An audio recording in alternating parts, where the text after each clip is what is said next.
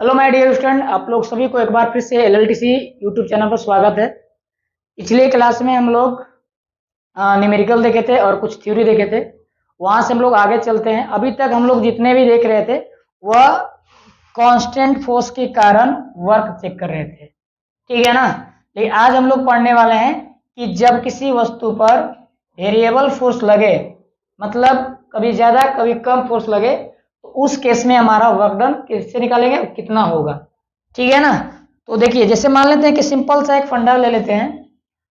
मान लेते हैं कि हमारे पास एक स्ट्रेट पाथ है और ये कोई वस्तु है एम मास का, और इस पर मान लेते हैं कि एक फोर्स लगाया जा रहा है 100 न्यूटन का, ठीक है ना।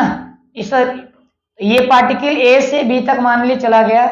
इसका डिस्प्लेसमेंट मान लेते हैं हुआ 10 मीटर। तो इसका वर्क डन कितना हो जाएगा, एफ एस कॉस थीटा।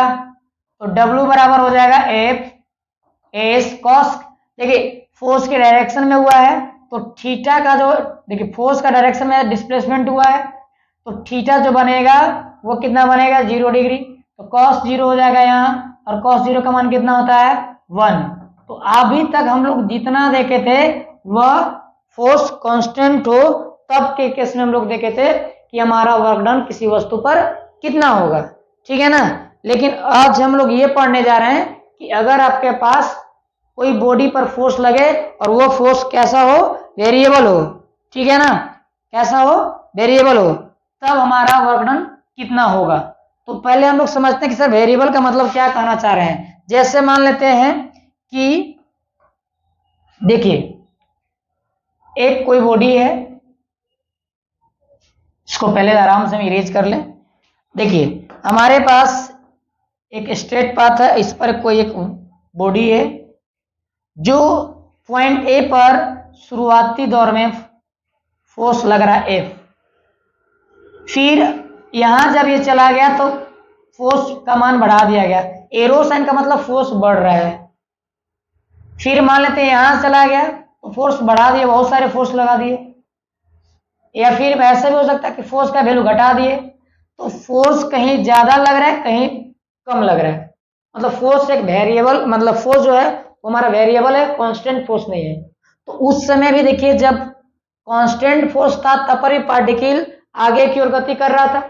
अभी फोर्स हमारा कम बेसी भी लग रहा है, वेरिएबल है, कभी बढ़ रहा है कभी घट रहा है, तब पर भी पार्टिकल कहाँ जा रही है, आगे जा रही है। तो इस केस में मान लेते हैं कि ए से बी तक अगर पहुंचता है तो हमारा वर्क डन कितना होगा ए से बी तक जाने में, ये पता करना है, ठीक है ना। तो ये हमारा वेरिएबल फोर्स के केस में हमारा वर्क डन निकालना है, जो अभी हम लोग पढ़ने वाले हैं। और इस पे हम एक आराम सा न्यूमेरिकल भी देखेंगे। तो थोड़ा सा आप कभी फील किए होंगे कि किसी वस्तु को आप खींच रहे हो, ठीक है ना, यहाँ तो खींचने वाला कोई ऐसा वस्तु है नहीं। आप महसूस कीजिए कि कोई भारी वस्तु को खींच रहे हैं, ठीक है ना। जब खींचिएगा तो बल लगाते हैं तो वो नहीं खींचाता, तो थोड़ा और बल बढ़ाते हैं और बढ़ाते हैं। जब वो चलना चालू करता है, गति करना चालू करता है, मोशन में जाता है, तो और फोर्स लगाते हैं तो थोड़ा और स्पीड बढ़ता है वो। तो फोर्स जब हमारा वेरिएबल हो, ठीक है ना, तो उस केस में हम वर्क डन कितना होगा ये पता करना चाहते हैं। आप समझ पा रहे होंगे। जैसे मान लीजिए कुछ ऐसा एग्जाम्पल ले सकते हैं कि शायद देखिए हम समझाने की कोशिश कर रहे हैं। अगर हमारे यहाँ थैली को आप देख पा रहे हैं तो समझ पा रहे होंगे। सपोज कीजिए यह एक ताला है, ठीक है ना, और इसको हम ऐसे फोर्स लगा रहे हैं, ऐसे ऐसे। तो फोर्स जब हल्का सा फोर्स लगा तो ये चल नहीं रहा है, लेकिन थोड़ा सा जब और बल लगाए तो ये बढ़ना चालू करना चालू कर दिया, देख रहे हैं, आगे बढ़ना चालू कर दिया। और हम बल बढ़ाने लगे तो स्पीड भी बढ़ती गई, देख रहे हैं कैसी स्पीड बढ़ रहा है। तो फोर्स क्या है, हमारा वेरिएबल है, कभी ज्यादा कभी कम। आप समझ पा रहे हो, फील कीजिए कि फोर्स का मात्रा, जैसे मान लीजिए कोई ऐसे फोर्स है तो हिल नहीं रहा है, देखिए, लेकिन हल्का बढ़ा तो थोड़ा सा चलना चालू किया, फिर बढ़ाया तो और बढ़ाया तो स्पीड बढ़ना चालू गया, और करेंगे तो स्पीड चल जाएगा। तो फोर्स जब मान लेते कि जब फोर्स थोड़ा सा बढ़ाते जा रहा है तो स्पीड बढ़ते जा रहा है, बढ़ते जा रहा है, बढ़ते जा रहा है। तो सपोज कीजिए कि यहां से यहां तक आने में वेरिएबल फोर्स में भी तो हमारा पार्टिकल का डिस्प्लेसमेंट हुआ है। तो उस केस में हमारा वर्क डन कितना होगा ये पता करना है। समझ पा रहे हैं ना वेरिएबल फोर्स का मीनिंग, कि कभी फोर्स बढ़ेगा कभी घट जाए। मतलब फोर्स प्रति सेकेंड प्रत्येक पॉइंट पर इंक्रीज कर रहा होगा या डिक्रीज कर रहा होगा। एक कांस्टेंट फोर्स नहीं लगा कि 10 मीटर लगा दिए तो फिक्स है वो। ठीक है, तो हमारे ये केसेस हैं। तो अभी हम लोग को ये पता करना है कि अगर अब किसी बॉडी पर वेरिएबल फोर्स लगे तो उसका वर्क डन कितना होगा। तो आइए हम लोग जल्दी से देखते हैं, ठीक है ना। देखिए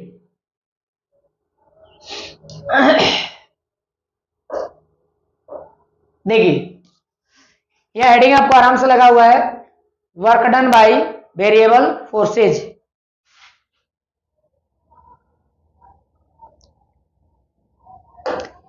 देखिएगा, work done by variable force. अब ध्यान से देखिए हमने क्या किया। सबसे पहले हमने एक बॉडी मान लिया M, ठीक है, और इस बॉडी पर शुरुआती बल एक फोर्स लगाया गया F। इसके बाद जब पार्टिकल मान लीजिए यहां चला गया हो, इसके बाद पुनः फोर्स का मान बढ़ा दिया गया है। एरो का साइन बढ़े मतलब ये समझिए कि फोर्स का वैल्यू बढ़ रहा है। फिर यहां से जब फोर्स बढ़ाया गया तो पार्टिकल जब यहां चला गया तो फिर से फोर्स देखिए बढ़ा दिया गया, और फिर फाइनली पार्टिकल कहां चला गया, डी तक। तो अभी हमने ताला जो वाला केस जो ले रहे थे, धीरे धीरे फोर्स बढ़ा रहे तो इसकी स्पीड भी बढ़ती जा रही थी। तो पार्टिकल एक स्थान से दूसरे स्थान तक जा रहा था तो डिस्प्लेसमेंट हो रहा था, तो वर्क डन भी होगा, ये तय है। लेकिन कितना होगा, क्या एफ एस कॉन्स्टेंट ही रहेगा या फिर और उसका कंडीशन होगा। तो देखिए वेरिएबल फोर्स में क्या होता है कि अगर आप जरा सोचिए कि वर्क डन निकालने के लिए मेन फंडा क्या है, force into displacement, force into displacement. अब थोड़ा सा सवाल ये आता है कि इसका जो फाइनल देखिए, ये जो फोर्स होता है हमारा एक्चुअल में कांस्टेंट फोर्स होता है, वेरिएबल नहीं होता है, और ये हमारा क्या होता है, डिस्प्लेसमेंट होता है, ठीक है ना। तो इस केस में आप थोड़ा समझिएगा यहां से कि यहां हमारा फोर्स वेरी कर रहा है। क्या कर रहा है, फोर्स वेरी कर रहा है। तो कभी यहां वाला एफ ले लें, अगर हम वर्क डन निकाले ए से बी तक तो हम डिसाइड ही नहीं कर पाएंगे कि ये वाला फोर्स लेना है, ये वाला लेना है, ये वाला लेना है, ये वाला लेना है, क्योंकि फोर्स तो कांस्टेंट है नहीं। 10 ले, 20 ले, 50 ले, ये कहना मुश्किल है। इसलिए हम लोग क्या करेंगे, किसी एक पॉइंट पर हम एक फोर्स को कांस्टेंट मानेंगे कुछ समय के लिए, और उस कांस्टेंट टाइम के लिए जब वो कांस्टेंट फोर्स होगा तो उसके दौरान जितना भी वो डिस्प्लेसमेंट किया होगा वो हमारा कांस्टेंट डिस्प्लेसमेंट आ जाएगा। जैसे हमने यहां देखिए मान लें फिगर में थोड़ा सा, यहां देखिए ये जो रेड कलर से दिखाया गया कि मान लेते हैं कि ये हमारा 10 न्यूटन फोर्स यहां लगा था, यहां मान लेते हैं कि 15 न्यूटन फोर्स लगा। ये पार्टिकल यहां से जब यहां चला होगा तो बहुत कम दूरी चला है, ए से मान लीजिए ये पॉइंट बी तक चला, बी डैश तक, और ये पहुंचा सी तक। तो बी डैश और सी डैश के बीच का कितना दूरी है, बहुत कम, निग्लिजिबल है, डीएक्स है, ठीक है ना। तो उस केस में हमारा ई जो फोर्स होगा ना यहां से यहां तक चलने में, क्योंकि दूरी ज्यादा चलने के बाद हमारा फोर्स वेरिएबल हो सकता है, लेकिन अल्प टाइम के लिए माना जाए तो यहां से यहां तक जो फोर्स होगा वो कुछ समय के लिए हमारे लिए कांस्टेंट रहेगा। जिस किसी पार्टिकुलर पॉइंट की बात करेंगे तो हम, तो उस पार्टिकुलर पॉइंट पर हमारा फोर्स डिस्प्लेसमेंट कितना, कांस्टेंट फोर्स कितना है, एफ, और उस समय इसकी डिस्प्लेसमेंट कितना हुआ, dx। तो अब हम जो वर्क निकालेंगे ना वो constant force dx, constant force f मान लें इस पॉइंट पर, स्मॉल डिस्प्लेसमेंट कितना होगा, dx होगा, ठीक है, कुछ ही टाइम के लिए, ऐसा नहीं कि हमेशा के लिए रहेगा। तो उस केस में हमारा जो वर्क होगा, वह जो वर्क होगा वो स्मॉल वर्क होगा। और जब हम स्मॉल वर्क निकाल लें तो आपको पता है कि जब आपको पास स्मॉल वर्क ना मालूम हो जाए तो हम ए से बी तक कितना वर्क किए हैं हम आराम से इंटीग्रेशन कर देंगे, क्योंकि हमको पता है कि इंटीग्रेशन वहां यूज करते हैं जहां छोटे भाग से जोड़कर बड़ा करना हो, या बड़ा में से छोटा में जाना तो डिफरेंशिएशन करते हैं। और इंटीग्रेशन और डिफरेंशिएशन कहाँ होती है, वेरिएबल चीजों का होती है। तो यहाँ हमारी वेरिएबल हो रहा है फोर्स, फोर्स के हिसाब से हमारा वर्क डन भी चेंज होगा। तो इसके हिसाब से हमारा किसी भी एक पार्टिकुलर पॉइंट पर कांस्टेंट मान लेंगे, उस पार्टिकुलर पॉइंट का कांस्टेंट वैल्यू पर हम वर्क डन निकालेंगे, पार्टिकुलर पॉइंट फोर्स को कांस्टेंट मानेंगे, और वहां हम क्या करेंगे, स्मॉल वर्क डन निकालेंगे, और स्मॉल वर्क डन के हम इंटीग्रेट करेंगे तो वो जो हमारा वैल्यू निकलेगा वो टोटल का निकलेगा हमारा टोटल वर्क डन निकलेगा। ठीक है ना, समझ पा रहे हैं? तो ये हमारा है, कुछ रफ में हम दिखाना चाह रहे हैं। तो देखिए यहां देखिएगा, यही देख लीजिए, ये पार्टिकल ऐसे यहां से चला, ए से फिर बी तक चला, और बी से मान लेते हैं कि एकदम हल्का सा आगे चला, वो एकदम हल्का सा आगे। तो जिस समय सपोज कीजिए कि इस समय जब 10 न्यूटन बल लगाए थे, यहाँ 15 न्यूटन लगाए थे, तो 15 के बाद कितना डिस्प्लेसमेंट हुआ? नहीं के बराबर dx, बहुत कम, निग्लिजिबल। ये जो डिस्प्लेसमेंट यहां से यहां तक डिस्प्लेसमेंट होगा, अगर कितना फोर्स लगा होगा? 15। ये 15 हमारे लिए F मान लिया, ये हमारा कहा जाएगा कांस्टेंट फोर्स, और इससे यहां तक आ जाने में डिस्प्लेसमेंट कितना? dx। ये जो वर्क डन यहाँ से यहाँ तक जाने में निकलेगा, वो कितना हो जाएगा? dw। अब फाइनली कहां तक चला? मान लीजिए यहाँ से यहाँ तक चला, तो फाइनल वर्क डन कहां से होगा? यहाँ से यहाँ तक। तो इसको हम क्या कर देंगे? इंटीग्रेशन कर देंगे, तो टोटल वर्क डन निकल जाएगा। ठीक है ना, तो ये हमारा क्या है? वेरिएबल फोर्स के कारण वर्क डन निकालना है। तो आपको वर्क डन अगर वेरिएबल फोर्स के चलते निकालना हो, तो आपको एक कांस्टेंट फोर्स किसी पार्टिकुलर पॉइंट पर कुछ समय के लिए मानना पड़ेगा, और जिस समय पर मानेगा उस समय का स्मॉल डिस्प्लेसमेंट dx होगा। क्योंकि मान लीजिए कि पार्टिकल ऐसे जा रहा है, तो अगर टाइम ड्यूरेशन ज्यादा दीजिएगा तो पार्टिकल का डिस्प्लेसमेंट ज्यादा होगा। अब पार्टिकल का डिस्प्लेसमेंट ज्यादा होगा, तो टाइम टू टाइम क्या हो रहा है? फोर्स बदल रहा है ना, तो फोर्स बदल रहा है तो उसका डिस्प्लेसमेंट भी कम बेसी हो जाएगा। जैसे 1 सेकंड में मान लेते हैं कि शुरुआत में डिस्प्लेसमेंट 2 मीटर हुआ, अब मान लेते हैं कि अगला 1 सेकंड में हो सकता है कि फोर्स जब बढ़ेगा तो अगला 1 सेकंड में हो सकता है कि 30 मीटर हो जाए। ठीक है ना, तो डिस्प्लेसमेंट भी वैरी कर जाएगा। तो अगर हम मान लें कि किसी पार्टिकुलर पॉइंट पर कांस्टेंट फोर्स मान लें, तो डिस्प्लेसमेंट dx के केस में जो होगा और उससे पहले जो फोर्स होगा, दोनों केस में लगभग क्या होंगे? फोर्सेस बराबर होंगे। इसलिए हम यहां से यहां तक जाने में वर्क डन क्या निकाल रहे हैं? Small work done. और जब स्मॉल वर्क डन निकालेंगे तो वहां से फिर इंटीग्रेट कर देंगे। आई होप आप लोग को समझ में आ रहा होगा। ठीक है ना, तो देखिए पहले हम लोग आराम से लैंग्वेज पहले देख लेते हैं और हम लोग आगे चलते हैं। देखिए हमने क्या किया, कंसीडर कर लिया, consider a particle of mass m mass का कोई एक बॉडी है, क्या है? एम मास का एक हमारा बॉडी है।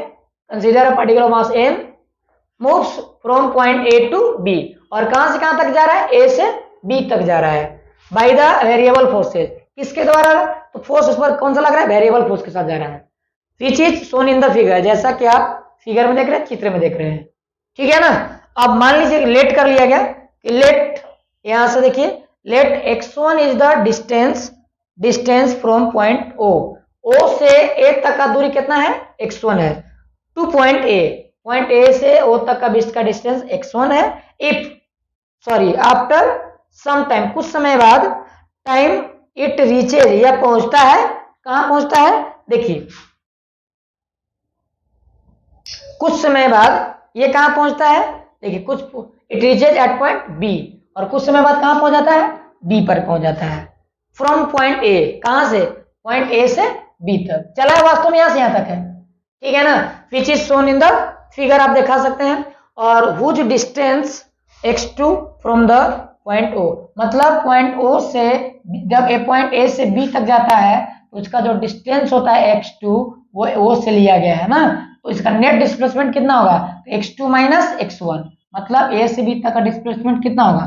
तो x2 माइनस x1, और x2 माइनस x1 का वैल्यू कितना मान लिया गया है? x से। समझ रहे हैं ना बात को? अब यहां देखिए, यहां से हम लोग क्या करेंगे? वी कंसीडर, हम लोग मान लेंगे अ स्मॉल डिस्प्लेसमेंट dx। देखिए ये जो लाइन है ना यहाँ, वो स्मॉल डिस्प्लेसमेंट कितना मानेगा? dx ऑफ द पार्टिकल का स्मॉल डिस्प्लेसमेंट हम लोग कंसीडर कर लेंगे during the constant force f, और इस समय इसका कांस्टेंट फोर्स कितना लग रहा होगा? f। ठीक है, f जब फोर्स लगा तो वो जो फोर्स है अल्प टाइम के लिए हमारा कांस्टेंट है, हमेशा के लिए नहीं रहेगा। तो उस समय का जब हम कांस्टेंट फोर्स f मानेगा तो उस समय का डिस्प्लेसमेंट कितना होगा? dx। समझ रहे हैं बात को? अब जब हमारा डिस्प्लेसमेंट dx होगा तो हम वर्क डन इजी वे में निकाल सकते हैं।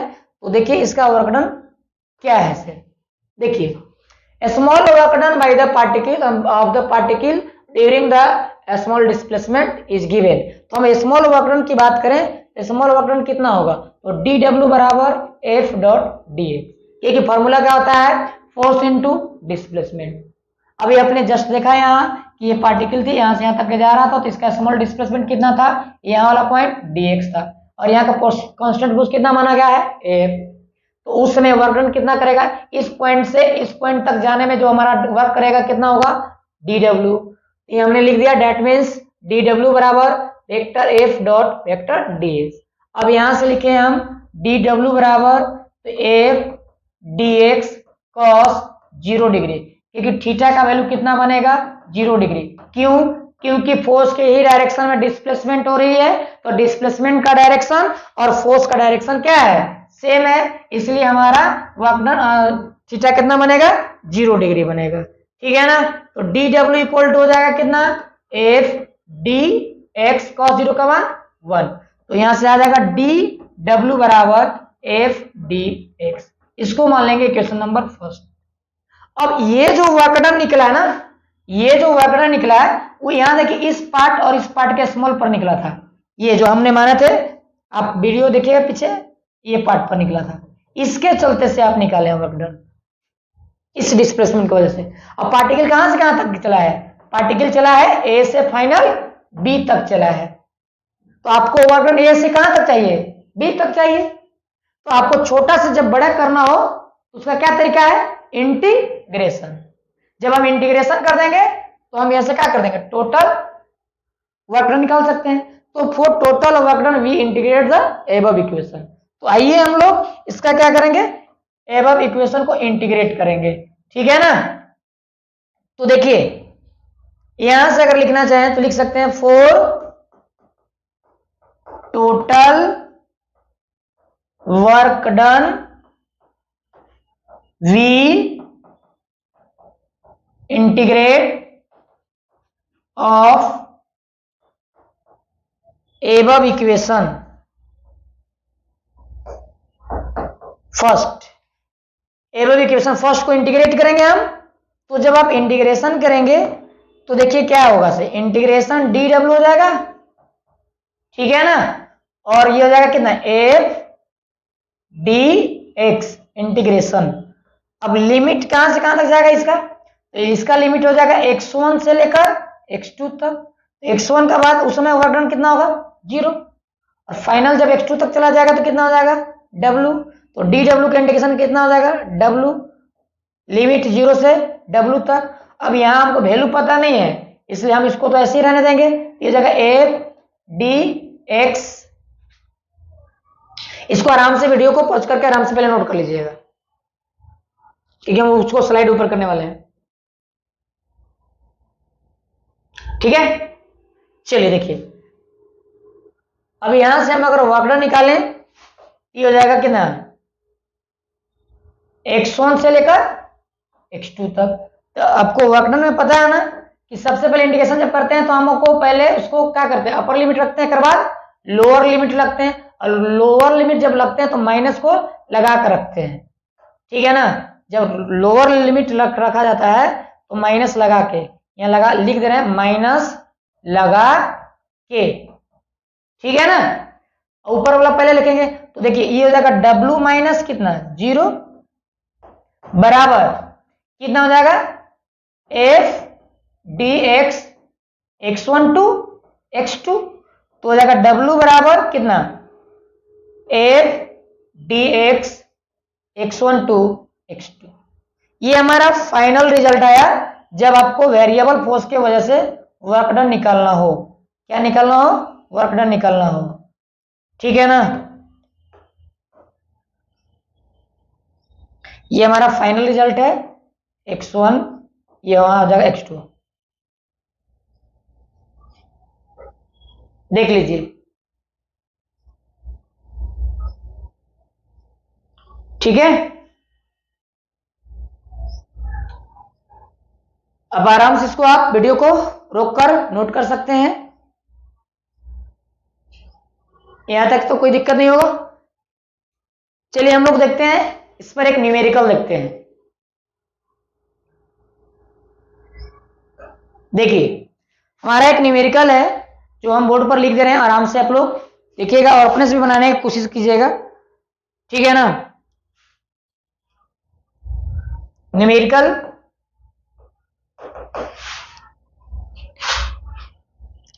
Position depend position position depends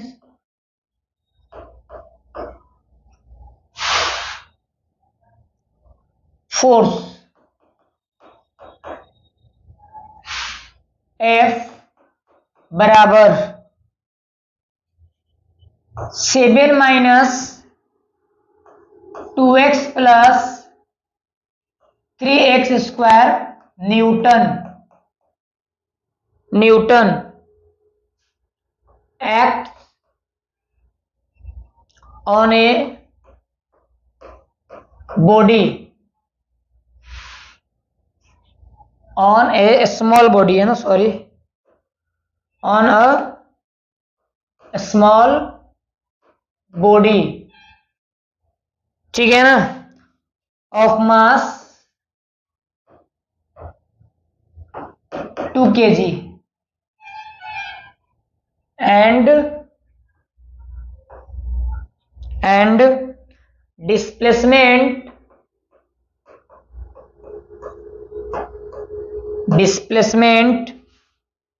is x1 equal to 0 to x2 बराबर 5 metre. The work done in joule, the work done in joule। Joule में आपको वर्क डन निकालना है, जो आपका ऑप्शन दिया हुआ है, option number A 70 joule, B 270 joule, C 35 joule, D 135 joule. पहले हम लोग सवाल को आराम से पढ़ेंगे। देखिए, सवाल को पढ़िए और समझिए, ठीक है ना। सवाल कह रहा है opposition depend force F, opposition depends force F कितना है हमारा, फोर्स लग रहा है 7 minus 2x plus 3x square. जैसे मान लेते हैं कि किसी पार्टिकल का जो डिस्प्लेसमेंट होगा किस पर डिपेंड करेगा, फोर्स। अगर मान लेते हैं कि फोर्स ज्यादा लगाइएगा तो एक यूनिट टाइम में डिस्प्लेसमेंट कम बेसी होगा, ठीक है ना।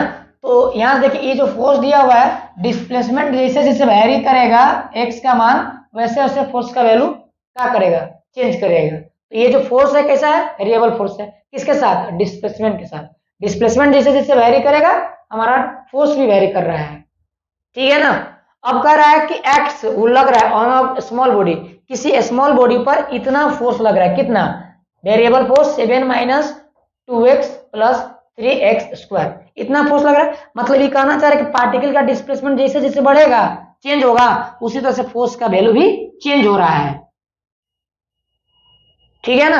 अब कह रहा है कि ये किसी बॉडी पर लग रहा है जिसका मास कितना है 2 kg, और ये बॉडी पर जितना फोर्स लग रहा है उस बॉडी का मास कितना है 2 kg, एंड डिस्प्लेसमेंट, और बॉडी डिस्प्लेस्ड हो रहा है कहां से, इस x1 का मान शुरुआती वैल्यू कितना है 0, और फाइनल कहां तक जा रहा है, x2 का मान लेते हैं 5 मीटर तक। मतलब शुरू में 0 से लेकर 5 मीटर तक डिस्प्लेसमेंट हुआ, आगे चला ऐसे, ठीक है ना।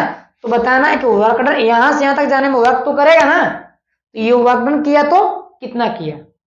तो देखिए, आपको ध्यान से देखिए, अगर यहाँ x का लगा हुआ है फोर्स के साथ, ये वेरिएबल फोर्स है, और वेरिएबल फोर्स में वर्क डन निकालने के लिए क्या तरीका है, पहले हम स्मॉल वर्क डन निकाल लें, और उस स्मॉल वर्क डन निकालने के बाद उसको हम इंटीग्रेशन कर दें, कहां से कहां, तो x1 से लेकर x2 तक, ठीक है ना। तो आइए हम लोग आराम से पहले क्या लिखेंगे, गिवन लिखेंगे, और उसके हिसाब से न्यूमेरिकल बनाना चालू करेंगे। तो देखिए, सबसे पहले आराम से लिखेंगे सॉल्यूशन में गिवन,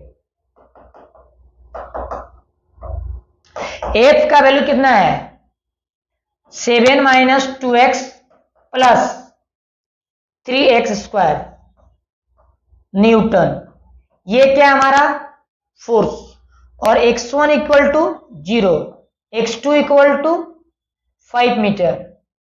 तो पूछा कि W बराबर 1। ठीक है ना, तो यहां तक आप लोग लिख लीजिएगा, वीडियो को आराम से पॉज करके फिर हम आगे चलते हैं। देखिए थोड़ा सा स्पेस की वजह से हम ऊपर कर रहे हैं इसको। देखिए हम निकालेंगे वी नो डेट क्या चाहिए, W बराबर x1 से लेकर x2 तक f dx। ठीक है ना, तो यहां से W बराबर कितना हो जाएगा, f का वैल्यू कितना है 7 minus 2x plus 3x square, 7 minus 2x plus 3x square into dx, dx रहेगा। अब यहां से इंटीग्रेशन करेंगे x1 से लेकर x2 तक। ठीक है ना, अब थोड़ा सा ध्यान से देखिए, यहां से अगर हम चलें इधर तो कितना हो जाएगा, W बराबर देखिए ये 7 है माइनस 2x है प्लस 3x है। थोड़ा सा समझिएगा, एक फॉर्मूला होता है हमारा x to the power n dx का इंटीग्रेशन। क्या होता है फॉर्मूला में, जितना पावर रहेगा उसमें एक जोड़ते हैं, तो ये हो जाएगा n प्लस 1 और उसी को कहां लिख लेते हैं, नीचे। n प्लस 1 कहां आ जाएगा, नीचे हो जाएगा। ठीक है ना, तो ये हो जाएगा आपका फॉर्मूला क्या हो जाएगा, x to the power n plus 1 बटा n प्लस 1। अगर डिफिनिट होगा तो c नहीं लगेगा और इनडिफिनिट होगा तो c लगेगा। खैर उससे c से हमको उतना मतलब नहीं है।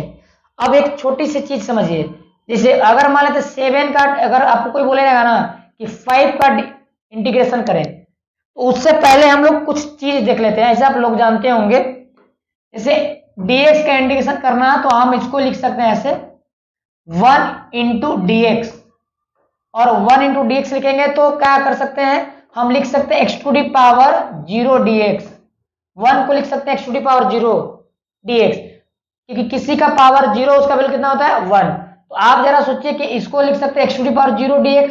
अब सवाल आता है कि सर आप इसको चाहें तो सर आप y के पावर 0 dx लिख सकते थे, तो हाँ बिल्कुल लिख सकते थे, y के पावर 0 dx लिख सकते थे बाबू। तो क्यों लिखे सर x के टर्म में, क्योंकि हमको x के टर्म में है ना, तो अगर यहाँ x है तो हमारे x के टर्म में होना चाहिए, तभी इंटीग्रेशन होगा, अन्यथा नहीं होगा। सेम फंक्शन होना चाहिए, इसीलिए हम लोग इसको अगर x है यहाँ तो x के टर्म में लिखेंगे और y है तो y के टर्म में लिखेंगे, z होगा तो z के टर्म में लिखेंगे। इसलिए इसका इंटीग्रेशन कितना हो जाएगा, 0 प्लस 1 बटा 0 plus 1 according to rule. Power जितना था में एक जोड़ दिए, पावर जितना था में जोड़ दिए। अब 0 कितना 1 by x to the power 1 plus sorry बटा कितना 1, फाइनली कितना हो जाएगा x। कुल मिलाकर क्या हुआ कि dx का इंटीग्रेशन आपको शॉर्ट में करना है, ये d को हटाइए, चुपचाप x को लिखिए। ठीक है, अगर dy का इंटीग्रेशन करना है तो d हटेगा y रहेगा। उसी तरह से कोई बोलेगा कि 7 का इंटीग्रेशन करना है 7 dx का, ठीक है ना, तो 7 बाहर निकल जाएगा तो क्या बचेगा dx। अब 7 और dx का इंटीग्रेशन कितना है x। तो अब देखिए ध्यान से, कभी भी किसी अंक का अगर डिफरेंशिएशन पूछे चुपचाप x लगा दीजिएगा, अगर x रहेगा तब। अगर 9 का इंटीग्रेशन y के टर्म में कहेगा तो 9y हो जाएगा, अगर z के टर्म में कहेगा तो 9z हो जाएगा। जैसे 9 dz है, इसका इंटीग्रेशन कितना होगा 9z।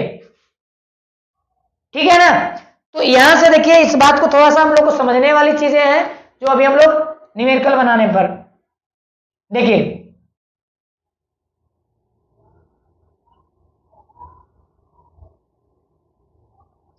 चलिए तो यहां देखिएगा 7 है, तो 7 है तो इसको इंटीग्रेशन जब आप करेंगे तो अलग अलग टर्म में भी कर सकते हैं। पहले dx को यहां लाइए, फिर यहां लाइए, फिर यहां लाइए, उतना करना से अच्छा है कि डायरेक्ट आप इंटीग्रेशन कर दीजिए।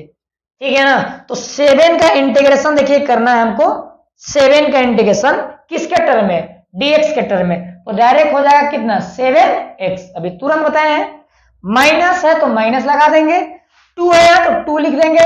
अब देखो इसका पावर कितना है 1, तो 1 में 1 जोड़ेंगे तो कितना हो जाएगा 2, बट्टा में ई पावर कहां आ जाएगा नीचे, प्लस है तो प्लस देंगे। यह कितना है 3 लिखेंगे, पावर कितना पहले से है 2 में 1 जोड़ेंगे तो पावर कितना हो जाएगा 3, बट्टा में कहाँ जाएगा, ई पावर कहाँ जाएगा, नीचे, तो 3, ये 3 से 3, 2 से 2 कट जाएगा, ठीक है ना। और ये हमारा लिमिट कहां से कहां तक है, x1 का वैल्यू 0 और x2 का वैल्यू 5। यहां से हम क्या निकालेंगे, w बराबर 7x minus x square plus x के पावर 3। ये कहां से कहां तक, 0 से लेकर 5 तक। इंटीग्रेशन का रूल अभी जस्ट बताएं, पहले कहां वाला वैल्यू पुट करेंगे, ऊपर वाला। अब जहां जहां x दिखेगा पहले हम ऊपर वाला वैल्यू रख देंगे। तो हम एक बार वैल्यू यहां रखाएगा, फिर यहां आएगा, फिर यहां आएगा, तो ये हो जाएगा w बराबर 7 इंटू 5 माइनस 5 का स्क्वायर प्लस 5 का क्यूब। ये किसका वैल्यू रखाया, ऊपर का वैल्यू रखाया, ठीक है ना। ये कहां वाला वैल्यू रखे आप, ऊपर का वैल्यू। तो अपर लिमिट जब आप रख दिए 5 का क्यूब हो जाएगा। अब किसको रखेंगे, लोअर लिमिट। जब हम लोअर लिमिट रखेंगे तो माइनस, देखो ये 7 में 0 पुट कीजिए, यहां 7 में 0 पुट कीजिएगा तो कहां जाएगा, 7 इंटू 0 कहां मिलेगा, 0। एक्स के पावर 0 का स्क्वायर करेंगे तो कहां मिलेगा, 0। एक्स के पावर 3 है, एक्स के जगह पर 3 का पावर 0 का पावर 3 करेंगे तो कहां मिलेगा, 0। अब सबको ऑल ओवर वैल्यू का मिल जाएगा 0। तो यहां डायरेक्ट हम लिख दे रहे हैं 0, ठीक है। अब इतना छोटा छोटा बातें तो आप लोग समझ सकते हैं, 8वां 9वां का नहीं है। चलिए, तो अब यहां से हम लिख सकते हैं W इक्वल टू 7 5 से कितना आ जाएगा, 35 और 5 का स्क्वायर कितना आएगा, 25 और 5 का क्यूब कितना हो जाएगा, 125 और माइनस 0 है तो 0 खत्म हो गया। अब 35 में से 25 घटेगा तो कितना हो जाएगा, 10 प्लस कितना है, 125, कितना हो जाएगा, 125, ठीक है ना। तो W बराबर कितना हो जाएगा, 135 जूल, ठीक है ना। तो ये भी सवाल आपका कंपटीशन में पूछा हुआ है। आप आराम से सवाल को रीड करेंगे, एक बार बनाइएगा, आराम से वीडियो को पॉज करेंगे। इस टाइप का बहुत सारे सवाल है, न्यूमेरिकल है आपके बुक में, आप जरूर बना लीजिएगा। ऐसे हम लोग आपकी कमेंट और मेहनत को देखकर हम लोग एक पीडीएफ का तैयार कर रहे हैं हम लोग अपने। तो हमारे सभी मतलब सब्जेक्ट का एक नोट और पीडीएफ आपको बहुत जल्द मिलने वाला है, ठीक है ना। तो आप इस टाइप का न्यूमेरिकल मतलब यूट्यूब पर इतना प्रत्येक टॉपिक पर एक न्यूमेरिकल सफिशिएंट है, ऐसा हम कोशिश करेंगे पीडीएफ देकर ताकि आप ज़्यादा से ज़्यादा न्यूमेरिकल बना पाएं। और हम लोग कोशिश कर रहे हैं क्योंकि एक ही टॉपिक में 20 को न्यूमेरिकल यहाँ बनाना संभव है। कुछ अपने से भी मेहनत कीजिए, टॉपिक वाइज न्यूमेरिकल देते जा रहे हैं और उस पर बनाते जाइए। नहीं बनता है तो कमेंट कीजिए, फिर से उस टॉपिक पर हम लोग न्यूमेरिकल देखेंगे। तो तब तक के लिए thank you, best of luck. और आप लोग आराम से लाइक करेंगे, शेयर करेंगे, कमेंट जरूर करेंगे। Thank you, best of luck all of you my dear student.